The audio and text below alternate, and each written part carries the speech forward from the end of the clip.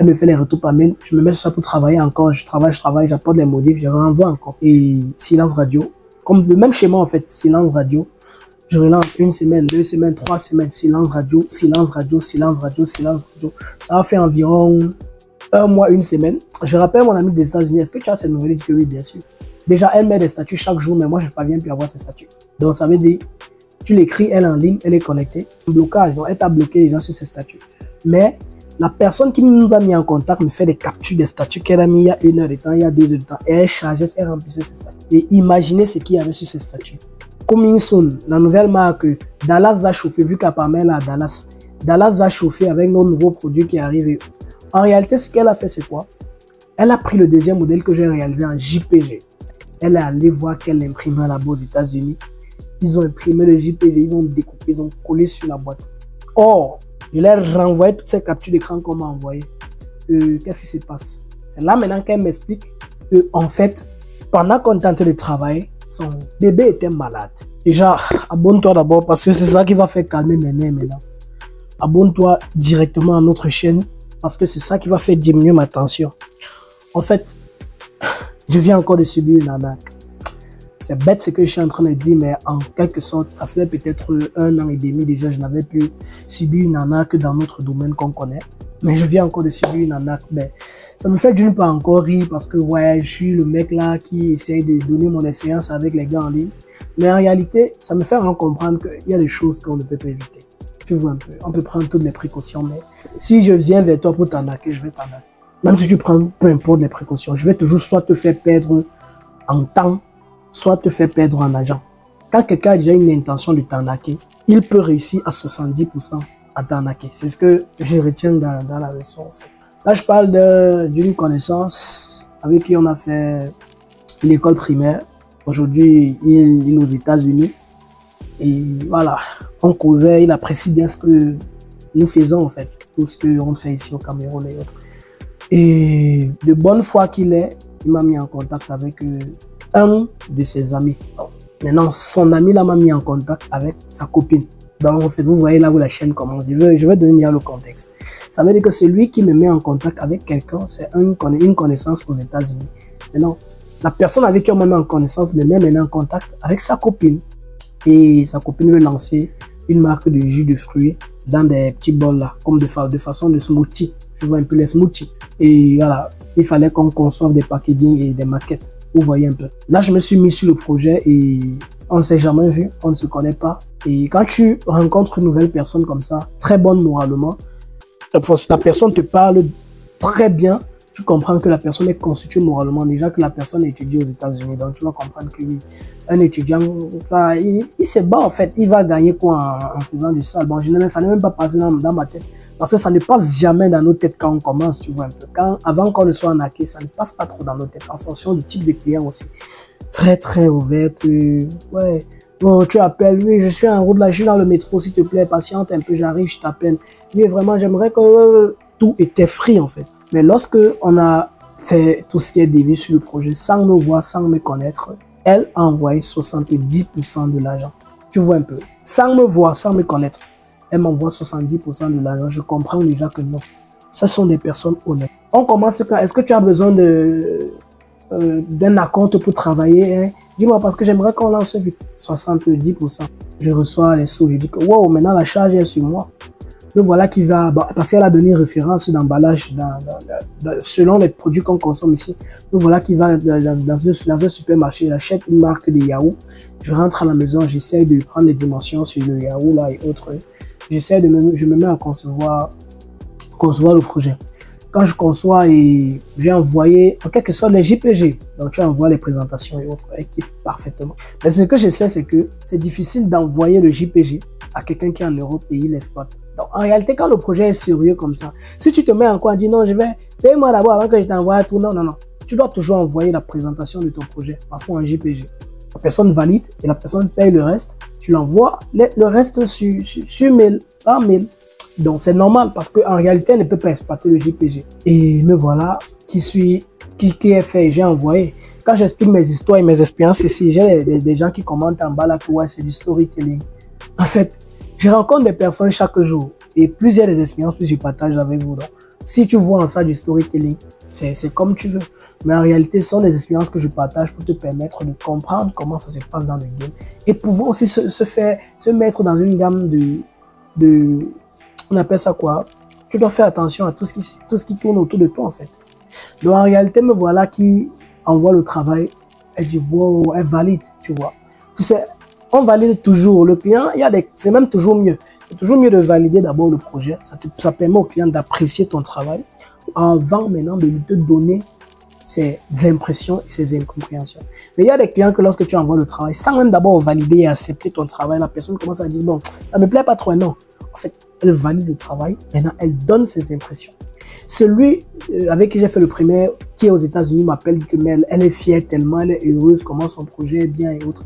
J'ai dit que waouh, c'est bien, c'est bien. Ça me galvanise aussi. Donc voilà, donc il envoie le truc et elle me fait des retours par mail parce qu'on causait le plus par mail. Elle me fait les retours par mail. Je me mets sur ça pour travailler encore. Je travaille, j'apporte les modifs, je renvoie encore. Et silence radio. Comme le même schéma en fait, silence radio. Je relance 1 semaine, 2 semaines, 3 semaines, silence radio, silence radio, silence radio, silence radio. Ça a fait environ 1 mois, 1 semaine. Je rappelle mon ami des États-Unis, est-ce que tu as cette nouvelle? Il dit que oui, bien sûr. Déjà, elle met des statuts chaque jour, mais moi, je ne parviens plus à avoir ces statuts. Donc, ça veut dire, tu l'écris, elle est en ligne, elle est connectée. Elle te dit, oui, coucou, c'est comment je te fais si je suis dans le métro. Mais, en fait, elle vit un quotidien que tu penses que non, elle ne met pas de statuts par jour. En fait, tu es en blocage, donc elle t'a bloqué déjà sur ses statuts. Mais la personne qui nous a mis en contact me fait des captures des statuts qu'elle a mis il y a 1 heure de temps, il y a 2 heures de temps. Et elle chargeait, elle remplissait ses statuts. Et imaginez ce qu'il y avait sur ces statuts. Coming soon, la nouvelle marque, Dallas va chauffer, vu qu'apparemment elle est à Dallas. Dallas va chauffer avec nos nouveaux produits qui arrivent. En réalité, ce qu'elle a fait, c'est quoi? Elle a pris le deuxième modèle que j'ai réalisé en JPG. Elle a bafoué le vectoriel, non. Elle s'en fout du vectoriel PDF, non, non, non. Elle a pris le JPG. Elle est allée voir quel imprimeur là-bas aux États-Unis. Ils ont imprimé le JPG, ils ont découpé, ils ont collé sur la boîte. Or, pour le type de Yahoo sur lequel on a travaillé, l'étiquette devait être imprimée en incrustation dans la boîte. Donc, ça veut dire qu'on devait mettre l'étiquette de telle façon que l'étiquette soit collée directement sur le produit. On ne devait plus effacer. C'est ce qu'elle m'avait parlé dans le début. Mais maintenant, elle est allée, peut-être elle a vu son imprimeur. Elle a vu un imprimeur qui ne pouvait pas faire ce genre d'impression là-bas. Mais pour la gagner comme cliente, il a dit quoi? Que non, non, on peut aussi faire coller, ça sera toujours bien. Et si tu fais ce qui est incrusté sur la boîte là, ils vont te prendre l'argent, ça va être cher. Voilà comment on l'a converti. Elle a donc dit, ah, donc, comme ça, avec le fichier ici que j'ai déjà, on peut faire coller sur la boîte. Il dit, oui, oui. Apparemment, elle a vu le reste d'argent qu'elle devait me donner. Elle a dit, non, c'est mieux que je prenne ce reste d'argent. Je teste. D'après ce qu'on m'explique, elle a pris ce reste d'argent, elle a testé d'imprimer le JPG en autocollant et coller sur la boîte. Sans oublier que, en fonction du pays dans lequel elle est, en le faisant, ça ne sera pas professionnel parce qu'on connaît aux États-Unis, ce sont des grandes marques. Ils impriment directement sur les boîtes là. Tu vois, l'étiquette est incrustée, le design est incrusté sur la boîte. Elle a vu que non. Si le gars là lui la rassure, je vais dire, il faut qu'elle prenne un peu de test. Elle a imprimé, elle a collé sur les boîtes et elle met en statut. Coming soon, ses amis commandent que oui, je vais un peu tester tes Yahoo là. Elle met en statut. Livraison à telle place. Livraison à telle place. Oh, moi, je t'ai bloqué. Je leur ai renvoyé toutes ces captures d'écran qu'on m'a envoyées. Qu'est-ce qui se passe? C'est là maintenant qu'elle m'explique que, en fait, pendant qu'on tentait de travailler, son bébé était malade. Et tout l'argent qu'elle avait, toutes ses économies, elle a déversé dans ce projet-ci. Donc, elle était obligée de faire quoi? De prendre la deuxième partie réservée à terminer le projet, investir directement dans la production de ses emballages et mettre son produit déjà sur le marché rapidement pour que ça lui crée des fonds à l'intérieur. Et de ces fonds-là, elle devait maintenant prélever mon reste d'argent me donner. Voilà ce qu'elle me dit qu'elle avait prévu. Je lui dis que donc maintenant, ça se passe comment? Elle dit que justement, ça ne donne pas encore. Son marché ne donne pas encore ce que je dois faire. Je dois donc patienter. Son marché donne et elle va retirer. J'ai dit, bon, je patiente jusqu'à quand? Elle dit que quand le marché va mordre, quand le marché va donner, j'ai dit que c'est bizarre, hein. Après, j'ai voulu lui faire des menaces que je vais exposer ta marque en ligne et je peux me faire une campagne de communication toucher spécialement ta ville aux États-Unis pour dénigrer ton produit. Et après, j'ai regardé le design que j'ai dit que non, c'est quand même un produit, c'est même le produit que j'ai fait. Donc, ça veut dire que demain, je peux communiquer sur ce produit et les clients vont venir 2 fois plus qu'elle, 3 fois plus qu'elle, tu vois un peu. Mais elle est là, mon accueil est là, ça me fait même rire. Tu vois un peu.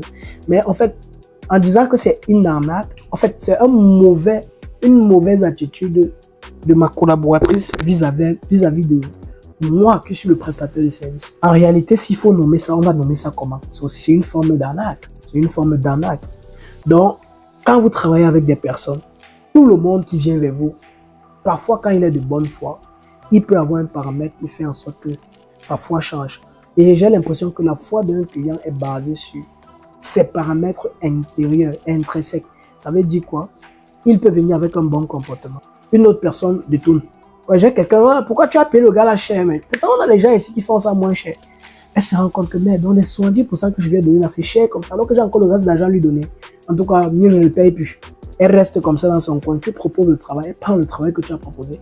Elle passe soit donner à une autre personne pour qu'il convertisse en vectoriel. Donc, il triche, il fabrique ça en vectoriel pour qu'elle puisse imprimer. Soit elle va directement imprimer comme ça. Ou bien peut-être dire que non, ça ne me plaît même plus. Parce qu'elle voit le reste d'argent qu'elle va te donner. Alors qu'on lui a dit autour de toi que non, tu as facturé cher en fait. Donc prenez soin de toujours essayer de lire la personne qui vous contacte. Il y a les gens qui vous contactent de façon condescendante. Quand quelqu'un te dit bonjour, lui en fait j'ai besoin d'un flyer là, je t'envoie les informations, tu me livres ça ce soir si possible. Il s'en fout de ta vie. Il y a des gens qui te contactent, bonjour. En fait, oui, j'ai pris votre numéro de la part de tel. Apparemment, vous êtes designer graphique. Alors, s'il vous plaît, j'aimerais que vous conseillez mes étiquettes pour telle marque, telle marque. Est-ce que je peux avoir un devis, un délai de livraison et un entretien avec vous si possible? Là, c'est quelqu'un avec qui vous pouvez marcher. Et il y a les autres qui t'écrivent, la première fois qu'ils te contactent, c'est le voice. Tu fais une fois le voice que, salut, oui, j'ai besoin des étiquettes pour ma marque de produit, donc on fait comment? Toi, tu fonctionnes comment? Tu fais comment? Elle n'est pas en train de dire qu'elle ne va pas te payer. La personne va bel et bien te payer, mais en réalité, la façon dont il te contacte, c'est il montre que oui. Dis-moi un peu, le jeu que tu fais là, tu fais ton jeu là combien? On voit si je peux. Ton passe-temps que tu fais là, tu peux me faire pendant ton passe-temps, tu peux me faire une étiquette, je te paye. C'est comme ça qu'elle va dire ça. Elle dit ça. C'est une autre façon de dire. Donc, peu importe la façon dont la personne qui vous contacte, mettez toujours en tête que cette personne-là n'est pas toujours mauvaise. Et il y a des paramètres qui peuvent influer sur son côté mauvais. Donc, s'il vous plaît, prenez soin de vous. Prenez soin de la façon dont vous gérez vos clients. Prenez aussi soin de vos abonnés. C'est important de s'abonner. Toi qui regardes là, si tu es nouveau, clique sur le bouton abonnement. Ça nous fait un abonnement de plus. C'est toujours une très belle chose. Ça nous permet d'agrandir la communauté, de se galvaniser. Et mets en commentaire si tu étais victime d'une arnaque, tu partages ton arnaque en commentaire. Pas parce que c'est parce que je veux les commentaires, non. C'est pour que si tu parles d'une façon dont tu as été arnaqué, un autre designer va venir lire les commentaires. Il va voir que, ah, donc ça veut dire que si on m'aborde comme ça, je peux être arnaqué. Ainsi de suite. On a par exemple ceux qui sont basés aussi en Algérie ou c'est en France, ceux qui disent aux designers, j'ai un projet à faire, mais je ne te paye uniquement par PayPal.